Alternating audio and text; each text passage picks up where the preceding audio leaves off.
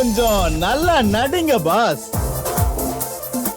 இன்னைக்கு கொஞ்சம் நல்லா நடிங்க பாஸ்க்கான டயலாக் என்ன அப்படின்னாக்கா, திருடா திருடி திரைப்படத்துல வந்து தனுஷ் வந்து அவங்க அம்மா கிட்ட தன்னை பத்தி பெருமையா சொல்லக்கூடிய ஒரு டயலாக். இன்னும் 10 வருஷம் கழிச்சு இதே திருச்சியில எல்லா காலேஜ்லயும் என்ன பத்தி பாடம் நடத்தலாம், இதே ஊர்ல எனக்கு செலவு வைக்கலாம், ஏன் டெல்லியில எனக்கு ஜனாதிபதி அவார்டே தரலாம். அப்ப அந்த ஃபங்க்ஷனுக்கு வர நீயும் அப்பாவும் இப்படி ஒரு அறிவாளி புள்ளையா திட்டி தீத்தோன்னு தலை குனிஞ்சு நிப்பீங்க. இப்படி ஒரு அவமானம் நம்ம குடும்பத்துக்கு இன்னும் 10 வருஷம் கழிச்சு ஜனாதிபதி முன்னாடி தேவையா? ஆக்ஷன். இதே திருச்சியில் இந்த காலேஜில் எனக்கு வந்து செலவு வைக்கலாம், அவார்டு ஃபங்க்ஷனில் அவார்டு கொடுப்பாங்க. ரொம்ப சீரியஸ் எல்லாம் பேசாதடா, உன் மூஞ்சிக்கு செட் ஆகுதா? இன்னும் ஒரு 10 வருஷம் கழிச்சு எனக்கு இதே காலேஜில் அவார்டு கொடுக்கலாம். டெல்லியில் இன்னைக்கு ஈவினிங்கே நான் டெல்லி போய் ஆகணும், ஃப்ளைட் புக் பண்ணுங்க. இன்னும் 10 வருஷத்துல இந்த திருநெல்வேலி சிட்டியில எனக்கு ஒரு செலவு வைக்கலாம். இங்க உள்ள காலேஜ்லலாம் என்னை பத்தி பாடம் எடுக்கலாம், ஜனாதிபதி கையால அவார்டு கூட வாங்கலாம்.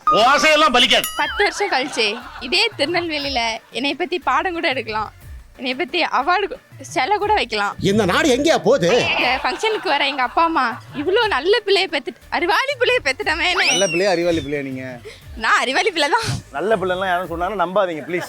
ஓகே, அறிவாளி பிள்ளைன்னா ஓகேன்றாங்க.